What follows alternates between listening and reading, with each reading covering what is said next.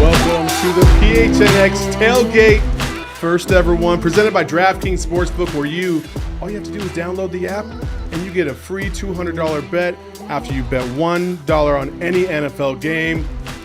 Let's roll the starting lineups. Shane Dieffenbach, the Desert Canyon Elementary. Johnny Venerable, Normal Community High School, Bloomington, Illinois. Saul Bookman, Marcus Deniza High School, Tempe, Arizona. Go Padres. Hey, that's some pretty slick shit, guys. Hey, man.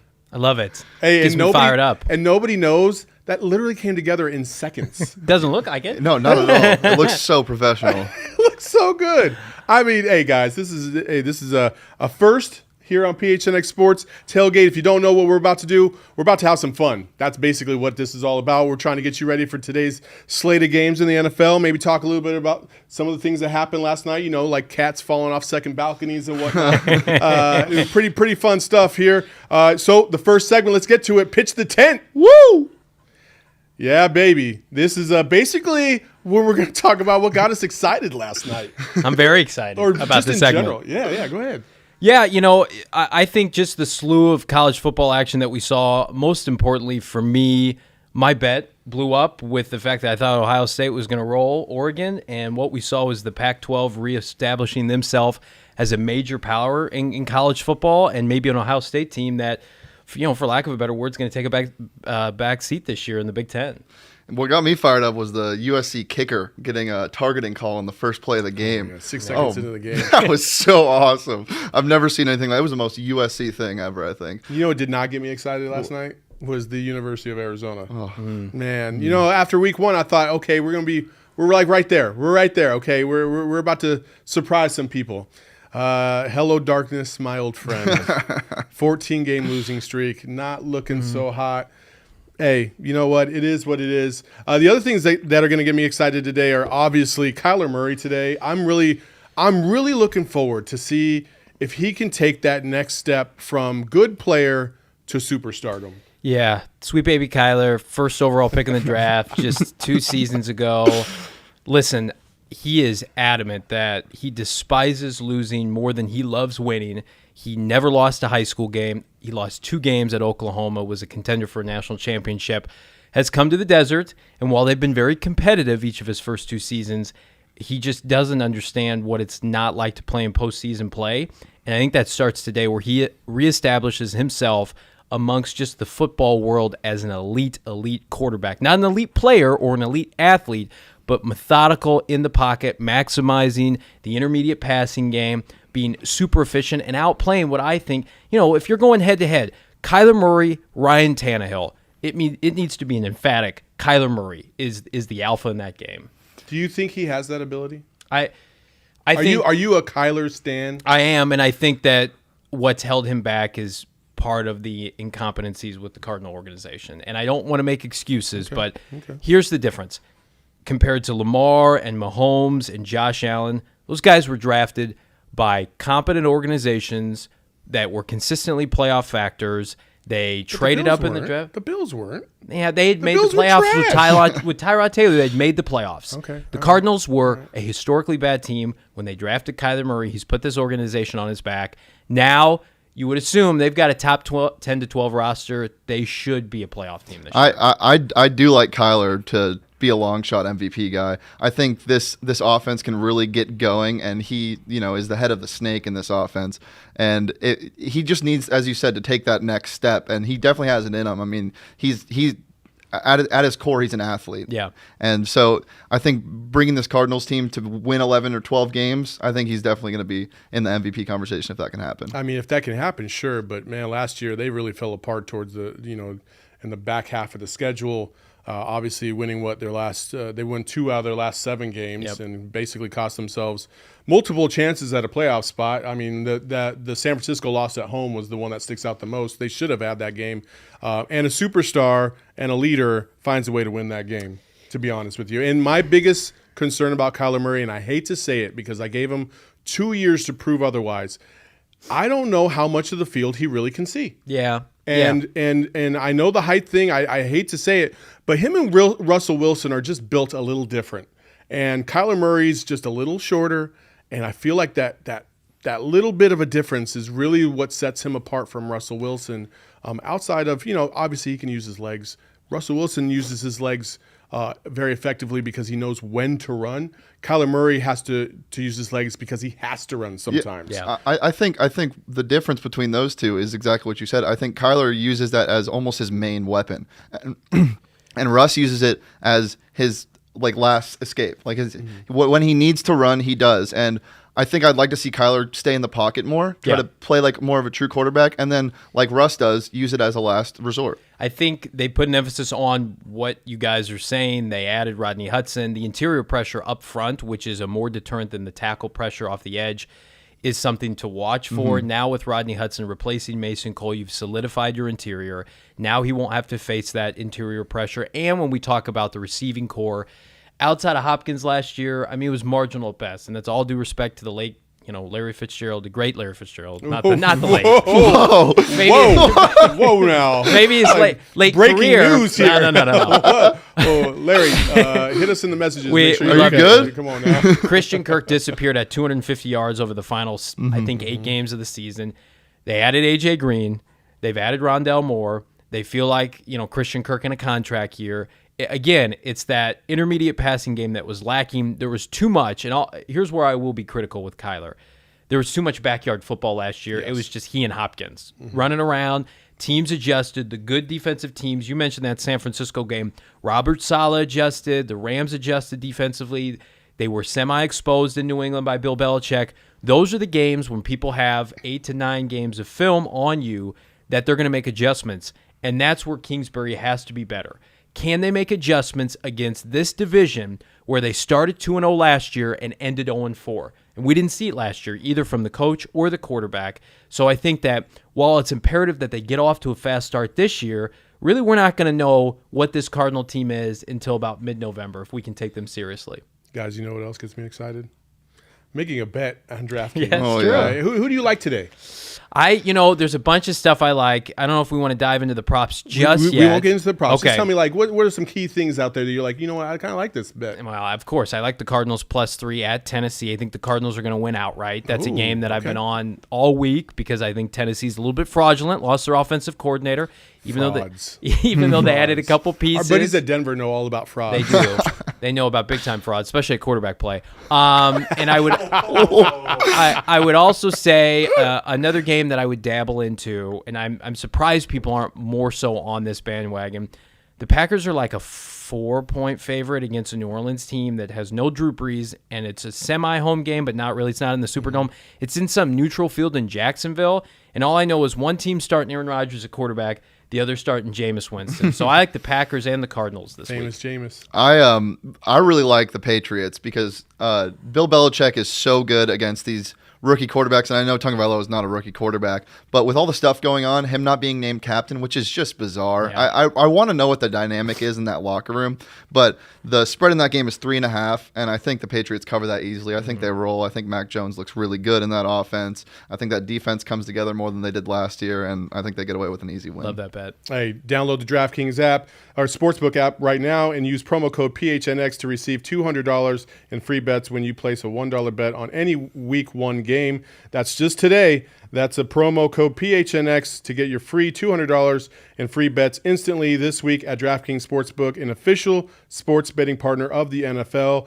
21 and over, Arizona only. Gambling problem? Call 1-800-NEXT-STEP. Eligibility restrictions apply. Max $50 wager. One per customer. See DraftKings.com/sportsbook for details. Guys, I'm kind of thirsty. I would love to get a drink. So how about we hit it with Survey Says Cerveza. Woo! Cheers, guys. Let's go. There we go. Look at that. Kickoff, First baby. Sunday, There we go, NFL. guys. There we go. Hang on, I'm just going to go ahead and pop myself in on the screen All right, here. good producer word. Jacob in the house. God, Let's go. he's ugly, isn't he? I think this is the first He's show not the that I've prettiest been guy on. in the world. No, yeah. Go ahead. Jacob, This I is love the you. first show that I've been on, and I think it's only fitting that we're at a tailgate right now.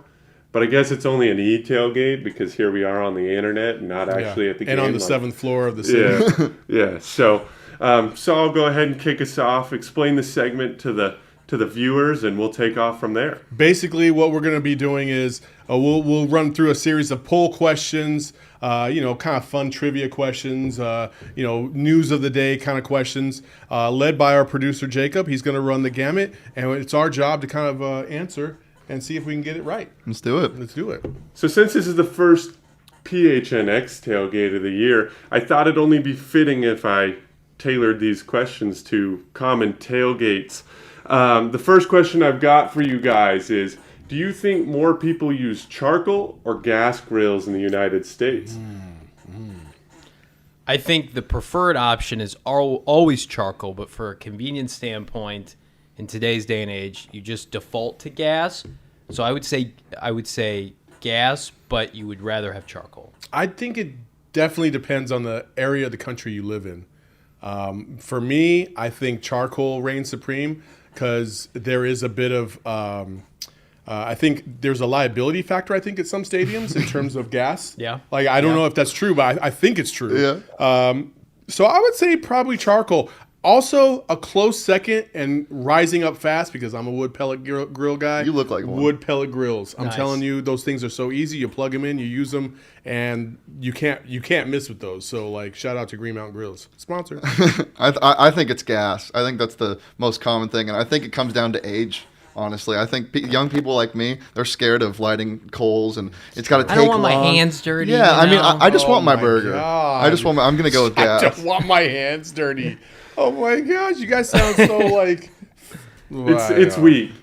That's weak. I'm not even gonna say like what I was about to say. I was gonna say feminine, but I know so many women that can absolutely grill their ass off. So it's not even that. So I don't even know what to think about you guys. I do Maybe we appreciate- might have to do that one weekend, and I can teach you guys how to do Please, this the right way. We need to walk through. I do appreciate all the tailgate, like, homemade grills that you see that are, like, in somebody's trunk or out of, like, a fridge or something. If I could get, like, a novelty grill like that, that would be awesome. But, yeah, I just, the stuff on my hands. It gets on my clothes. Get on my jersey at a tailgate. I don't want to get it on my Kyler All right, jersey. well, I think America agrees with the two on the left and the right. So, Saul, you're the one taking a drink today, but I do agree with you. That's pretty weak. I mean, charcoal's just the way to go for a tailgate. How do you beat the flavor that the coals can give you? Hey! I didn't say charcoal isn't better. I said that gas is the most used, and I got the answer right. This is true. And This that is was true. that You was did. the question. You did. This I is will true. give you that one. Next question, Jacob. All right, we're moving on. So I was trying to do some research to see if I could figure out which beer was most commonly brought to a tailgate. I see you guys are drinking some Dos Equis, but I wondered if you could guess what the most popular beer in America is. Ooh, that's a tough one. I would say it has to come either in a 24 or 30 rack, and because the cheaper the better. Obviously, I was a big Keystone drinker early in life because of the fact that you God's could get a 30 nectar. rack for about $10 or 10 years ago or whatever it was. I would just by default I'll say Bud Light. I think Bud Light is probably the right answer, but I'm gonna guess Coors because I think Coors is superior to Bud. If you drink What Miller, the fuck is Coors? Coors Heavy. Coors? oh my god, Is Colorado a state? Coors. Now we're gonna get our DMVR people on the phone. Is Colorado a state? if you drink Miller, I don't want to talk to you. Coors. Coors. I'm going to go with Coors too. But again, this is Coors. regional, right? Yeah. I think if we're talking down in the South, they probably love themselves some dirty ass Keystone Light. You know what I mean? So Damn. I definitely think that. You know? Keystone's probably not gonna sponsor our show then. No, for sure. No. Hey Natty, if you're listening though, So, or Natty Light for sure. It has to be Bud Light. Especially in the deep woods of Texas. Come on. You all guys right. love I'm yourself going to some throw Natty. the answer up from somebody in our chat. Let's go here. Somebody answered it correctly. They pulled up Bud Light is the correct Nice job, answer. Benjamin. Couple other people are chiming in with the grill comments. We got Sky saying that people are going to use air fryers instead of grills at tailgates now. No, air fryers, the bomb. And Adam, one of our buddies over at DNVR, said that Saul, you have to teach Shane how to use charcoal because I would know be how to some use charcoal.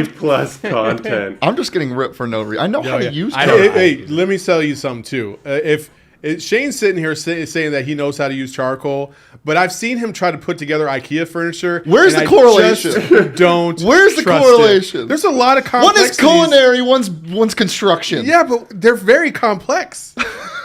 I'm a complex person. I have complex couldn't- feelings. You couldn't even screw a leg into a fucking table. What are you It's talking true. about? And It's I'm supposed to believe that you can light something on Did fire? you put together the chair I'm in right now? Because I'm a little bit concerned. Next question. we All need right, hard we'll have alcohol on this show. All right, so my last question. Have you guys ever been to a tailgate? Let me just preface this. Like an actual NFL tailgate. Yes. Okay, what percentage of America has been to any tailgate? Like college included? It's just how many people have been to a tailgate? 28%. I'm going to say like 17%. I'll go a little higher. Football's America's sport. I'll go 40%. I mean, you guys are just, everybody take a drink. Oh, It's is it like 80%. Well, I got Whoa. closest, though. 80%. damn 80%? Good for you, America. Yeah, that's right. Yeah, I know. I mean, that's pretty. It's America's game. It's only played here. What's your favorite tailgate food? I would say probably like any kind of barbecue or wings, any kind of hot wings or barbecue. Okay. Yeah, brisket, I'd say. Yeah. Brisket. Yeah. Wow. Okay. Yeah. I'm That's- always a sucker for chili, especially when it starts to get cold. Like, and also, side note, K-State, suckers for sausage. Don't know why. Everywhere you go, it's just sausage everywhere. It's like a bad frat party. Yeah, and then you gotta go kill a bathroom though. You gotta go find a porta potty. Yeah. dominate There's it something before the there, game Saul. starts. Suckers Yeah. for sausage. Suckers for sausage. There you go. Maybe we can make a shirt that says that. Shane, I think you have an admirer in the chat. Somebody's talking about how good you look today, so I just wanted you to know. I mean, Is that Shane's I mom? don't First need. of all, I don't, the shirt is on fire. Yeah. I love It the is. shirt for It sure. is. All right, so I just wanted to throw this in there on the regards to that question that I just asked. Something kind of weird that I found while I was researching that. Did you guys know that people tailgated Civil War battles? Like they would straight tailgate Civil War battles. dude, do you think they ever placed a wager? Saw that. Do you think they were ever like, yo, Mulberry, the Union's plus 300? That's a steal. This is like this ain't Texas Western versus freaking Kentucky. Kind of I mean, is. Goodness gracious! I Like don't- this is the Civil War. Like, I didn't Like, pay what- attention enough in social studies to comment on what that. does the tailgate look like in something like that? It's probably not The good. truest form of LARPing. Yeah, They're probably ripping moonshine. oh, for Yeah. sure, moonshine. Old Gerald's passed out on the. If I had to go out with one of those muskets with the big long things on it, you'd have you had to all pack the 5, powder in 6 there? of me would have to be just lit up on moonshine. Dude, you know who would be really good at charging a battlefield with one of those? Derrick Henry. Can you imagine him charging you with a musket? coming at me? Woo!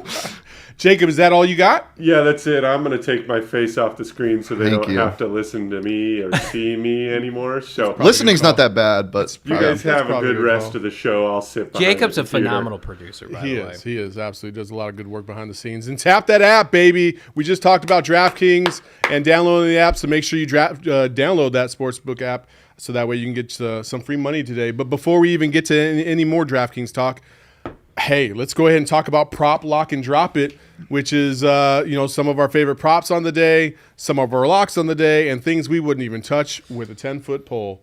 Go ahead, Shane. Let's go. What's your first prop of the day? So my prop is something interesting that I saw.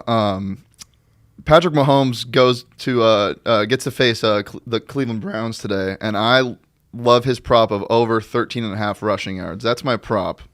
My lock is what I said earlier. No, we'll just go props. Okay, first. sorry. Give I everybody just a keep chance to jumping the talk, gun. man. I just all get right. so nervous around So first people. prop, all right. So Mahomes over 13. Over and a half 13 and a half yards. rushing I mean, yards. that's just one good scramble. Yeah, exactly. What you, Johnny? So you play around with PHNX Sports promo code on DraftKings. You're going to get hooked up with a bunch of Yep. free dollars. Yep. Take some of those dollars, put it toward Najee Harris, the first person to score a touchdown. Buffalo hosting the Pittsburgh Steelers. Everything that we've been told in the offseason, Steelers want to get back to running the football. They took it back in the first round for a reason. Big Ben's already deteriorating, so they're going to try to lighten the load a little bit. Buffalo's run defense isn't anything to write home of. If you put a $25 bet on him to score first, you're going to win over $200 today. Damn. I know. Look at that. Hey, come on, do guys! it right now, fire it up. Jacob's already back there, like, oh yeah, I'm about to do that. He's busy working the DraftKings Sportsbook app right now. My prop for today is Kyler -115 to go over 267.5 yards passing. I think that's a fairly easy cover. My guy Johnny Venerable talked me into it. Because you called them frauds earlier. The Tennessee secondary, not the strongest in the league. No. The only thing that causes me a little bit of hesitation is the fact that it's at Tennessee. It's an environment that the Cardinals are not really familiar with so much. It's going to be a hostile crowd because people haven't been in the stadiums forever.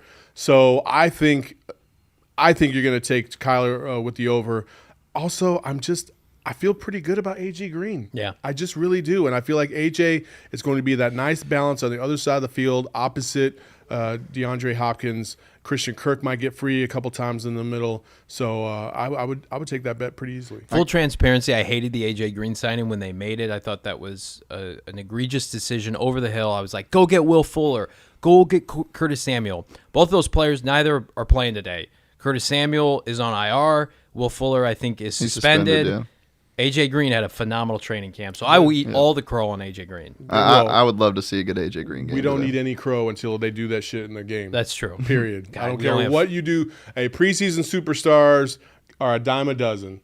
Let's see what you do in the regular season. So what are your locks for the day? We'll start with you, Johnny. Over under 49, a mere 49 points. Atlanta hosting Philadelphia. Ooh. Oh my God, that is my number one lock of the week. Both defenses are egregious. I actually like the offenses for both, especially Philadelphia. Jalen Hurts, super underrated. We saw it in the desert last year, what he did to the Cardinal defense. Matt Ryan with Calvin Ridley, and now their first-round tight end, who's been phenomenal in the preseason. So I think that could go 49 by third quarter alone. The Chargers are +2.5 at Washington today, and I forever will hate the Washington football team. I almost went back to the old name. We won't say that. And I think that's an easy cover for me. I love the Chargers. I love Justin Herbert. I love that offense. I love what he can do with his arm. I think he's one of the most dynamic quarterbacks in the league with arm talent, and I love the Chargers plus the points. I think they're going to win outright today. That's my lock. That's funny because I just created a new segment. It's called #FadeSaul. I'm taking -2.5 Washington football team. Give me all those points. Give me all the smoke. The Chargers defense is hurt. Justin Herbert is going to get bothered by Montez Sweat and Chase Young. He's going to get sweat in his eyes? Yeah. He's going to get his Montez Sweat all over him. Herbert's like 6'7". Dude's like a tree, man. He's going to die. And that tree is getting chopped down today. Wow, okay. -2.5, book it. Give me that. Wow. Okay. Yeah, all right. Yeah. Well, then what are you going to drop? I'm staying away from the Bengals and Vikings game. I'm not touching that. I don't like what the Vikings are doing on either side of the ball. I love Dalvin Cook, and that's it. Jamar Chase freaked me out.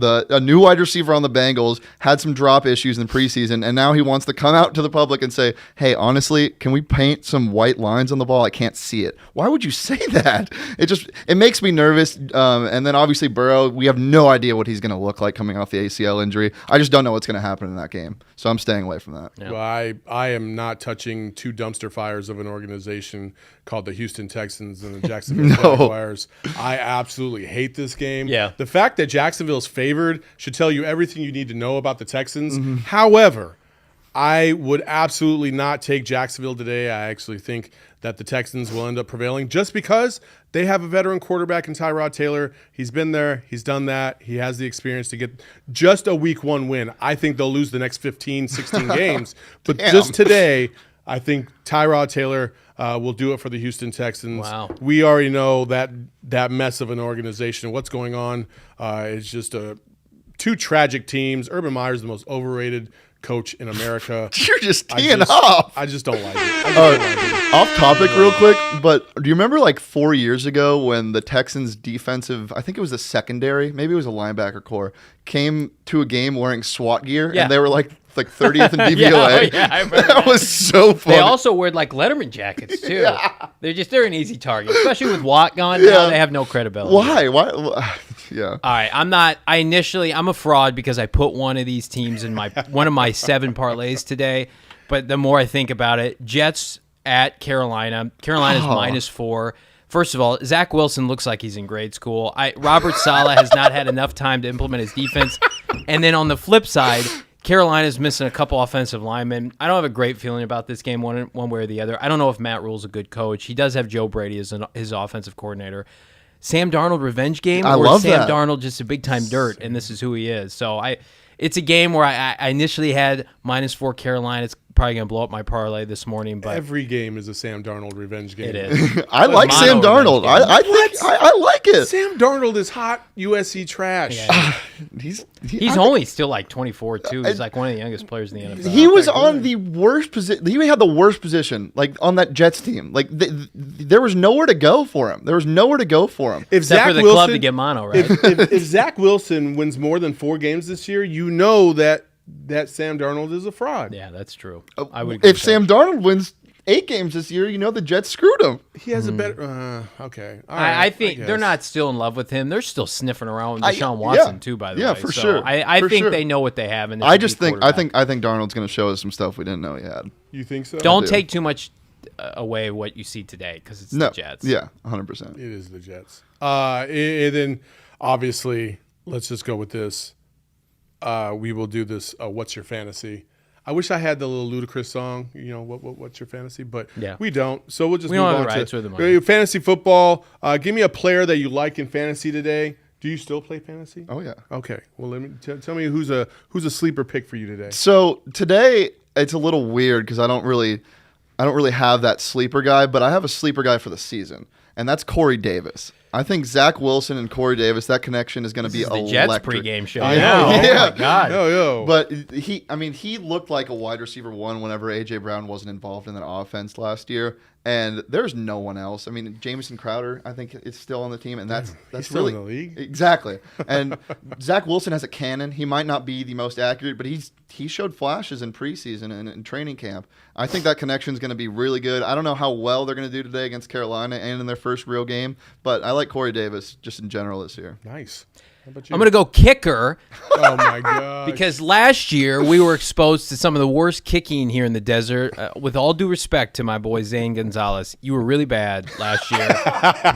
Matt Prater when has he said arrived. all due respect. Yeah. Matt Prater has arrived. Did you guys see him kicking clutch field goals in the preseason? I think today he's going to go over double digits. Kingsbury knows he's got a kicker that's competent, that can make 50-plus yard field goals this season. Doesn't have to force the issue on 4th down. It's going to be one of the most productive fantasy kickers this year. So are you saying that the Cardinals aren't going to put it in the end zone enough, so he's going to have to kick?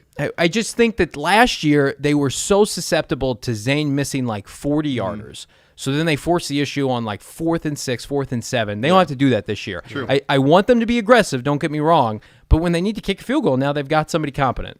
Yeah. Well, I mean, competence, one way to put it, because when you're talking about 4th and 6 and 4th and 7, I don't even know how many times the Cardinals converted on those. No. So Chase yeah. Edmonds draw on 4th and 7? Why not? We need to kick field goals when it calls for it. Anyway, my sleeper pick in fantasy is for all you Noah Fant guys that have him on your team and maybe can't run with him today. I like Jonnu Smith from New England. I like him at the tight end position. I actually think that he's going to have a breakout season this year because of Mac. What's his name? Mac Jones. Yeah, Mac Mac Jones. Jones. I was going to say Mac Olson for whatever reason. I love that Mac pick. Jones. Mac Jones. I hey, when you need to bail out, the tight end's usually the position that will bail you out outside the running back. So I like Jonnu Smith. Hopefully I'm right today because he is starting for me today. A lot of people like Hunter Henry in that situation more than Jonnu Smith, and even when he's healthy, they like him. But I don't think it really matters either way because I think Bill Belichick's offense, I mean, you saw it a couple of years ago, the double tight end sets he likes to run. They use Who are them those tight ends? we're not talking about the Gronk and somebody else. Gronk and that The Yeah. other guy. dude. Yeah. Yo, he was a killer though. He was. Sorry. We've been canceled. Gone This show's forever, been Aaron canceled. Hernandez. Let's go. Oh my goodness. Oh yeah. So Yeah. you set it up, man. You set it up. I'm sorry. Find all that content at PHNX. Anyway, you can find more, more props and locks on the DraftKings Sportsbook app. He still can't get over it. Just simply download the Sportsbook app, use promo code PHNX, and you can get $200 in a free bet as soon as you put $1 on any NFL game today. It's for Week 1 only, so make sure you do that today. Actually, you probably want to do that like right now. Whew. Man, that's a pretty good start to the show. Yeah, it. Before we all wrap it up, we still got a little bit to go. We have our last segment of the day. Get off my lawn. There we go. That's the great lawn. Look at the graphics, by the way. Shout out to our graphics guys, Arnold and Eric, for whipping this stuff up. What in this? Let's get to specifics. Let's really focus in on this Cardinals and Tennessee matchup. What are you looking for specifically in today's game that's going to make you feel good? You got to get off to a fast start. You cannot let Tennessee wear you down with the run game. That's what they want to do, even with A.J. Brown and Julio Jones. I would say what we saw from the Cardinals in the preseason offensively, if they replicate that today, they will be blown out. They need to get off to a fast start, not just from a point standpoint, but sustained drives. They can't go 3 and out. They need to give a defense, who I'm very high on, by the way, even with the secondary concerns, an opportunity to breathe a little bit. I would love to see a quick turnover and Chandler Jones and Marcus Golden in the backfield, or J.J. Watt. I think it would set the tempo. I think it would get away Tennessee from what they want to do, working off of play action. Make Ryan Tannehill beat you. And if that's what happens at the end of the day, like, we won't love it, but I can live with it. But if Derrick Henry goes off for $175 against the Cardinal run defense that was pedestrian last year, I know they have Zaven Collins now, that's going to be harder to stomach. So try to jump out to a quick lead. I know it's easier said than done. 10 to 14 points. I think they're in good position if that were to happen. Can we feel good? I mean, obviously J.J. Watt is in the fold, and that's supposed to boost up your defense to a degree. But how do we feel about Zaven Collins, Isaiah Simmons, in playing the linebacker position? How do we feel about them? Like, one's a rookie, the other one's in their second year, but Isaiah Simmons did come on in the second half of the season when he got a little bit more reps. How do we feel about let's start with Isaiah Simmons specifically. I want to see Isaiah Simmons moved all around the field. Yeah. He is a freak athlete. I want to see him matching up. I mean, I wouldn't even mind a quick matchup with Julio and then release him to a safety. Yeah. He has that strength. And that's another thing. Is Julio Jones going to be Julio Jones? He's 32. I think that's the biggest thing. Never played with a quarterback not named Matt Ryan, too. Kirsten Susel on our Cardinals, our PHNX Cardinals show, which you should check out after the game for all post-game stuff. She actually brought up a stat saying Isaiah Simmons played more cornerback in college than any other position, which blew me away. Yeah. But and it wasn't even close. It was like by 80 snaps. That's pretty remarkable, and that kind of speaks to his flexibility. I think they're going to debut him at the hybrid safety role today. That is my prediction. He's going to be Cam Chancellor today, and Jordan Hicks is going to play 75% of the snaps, and that's good. Jordan's physical in the run game. Where you don't want Jordan Hicks is out on a tight end, exposed in space. So I think this is an Isaiah Simmons coming out party. Better. I mean, if they don't make the playoffs, that's going to be a big part of why they don't. Zaven Collins, to me, looks the most ready to play of any Cardinal first-rounder since Kyler Murray, Patrick Peterson. He fits that mold. I also think it's easier for middle linebackers that were true middle linebackers at college, that's what he played at Tulsa, to translate to the NFL and have immediate success. I think he's going to have a gaudy stat line this season. He'll be in the running. I'm not saying he's going to win it for Defensive Rookie of the Year. If you have an opportunity to see him live, I went to several practices this year. He is so physically gifted. He's 6'5" and holds his own with J.J. Watt and Chandler Jones. So it's exactly what they need from the interior. Now, that's not to say, if Vance Joseph, you're listening, I hope you're not, because it's 20 minutes till kickoff, that if he has rookie struggles, you need to let his ass play through that so that we're better off in November, not what you did the yank and pull with Isaiah Simmons last year. But they have no excuses defensively, even with the situation with Malcolm Butler. Their front seven should be dominant. It should be dominant. And that's the one thing that I'm actually looking forward to today is how they fare against the run, because they were pretty weak against the run last year, and how much pressure can they actually put on the quarterback. It sounds like two fairly simple fundamentals, but how much of a difference does J.J. Watt make in the pass game? That's another thing that I think, with Chandler Jones on one end, J.J. Watt on the other, this could really be one of the most dynamic pass rushes in the league. Or they could both show their ass, and they could be one of the worst pass rushing defenses in the league because, maybe Chandler just, he's already hit the peak, and now he's on the tail end of that. J.J. Watt, we know, should be on the tail end of that. Yeah. But how much do they have left in the tank? The Cardinals have proven in the past, like guys like Freeney, that have come in and actually produced at a very high level, John Abraham, that they can find those guys that still have at least one more year left in the tank. Yeah. I'm hoping that this is the same situation. But doesn't this feel similar? Isn't that the Cardinals for the last 5 years, especially the defensive side of the ball? Should be's, could be's. It's always this talk, and it's never production on the field. The investments they've made defensively, though, I think will supersede that. And I'm an outlier. I have confidence in Vance Joseph because the unit improved last year. It was the better of the two units versus the offense to end the season. Yeah. And if you give him a calling card, they've been top 10 in sacks each of his first 2 years. And last year, that was without Chandler Jones. I mean, we all love Dennis Gardeck. He was mentored and groomed by Vance Joseph. Hassan Reddick was a certified bust, and Vance Joseph got 12 and a half sacks out of him. So, he's got a lot of faults. They were egregious his first year. They improved last year. One thing he's able to do is he manufacture pressure. How many times? Byron Murphy, Budda Baker, sacking the quarterback, right? So that is not a concern for me. What's a concern for me is tackling in space and then having too quick with the trigger with Marco Wilson and Xavier Collins where they don't have better alternatives. Those guys need to play. All right, so hey, we this is our first tailgate show. We might as well go ahead and set the tone for the season. I want a prediction on today's game, and I want a prediction on the Cardinals' overall record. Go ahead, Shane. Tennessee Titans 27-20. I think that Tannehill is better than we give him credit for. I think it's just going to be too much. I like the Cardinals this year, but this is just a tough test for the first game of the year. I think Tennessee wins by 7. And their record overall? Give me 10-8. There's only 10 and 7. 10-7, sorry. Okay. All right, cool. You?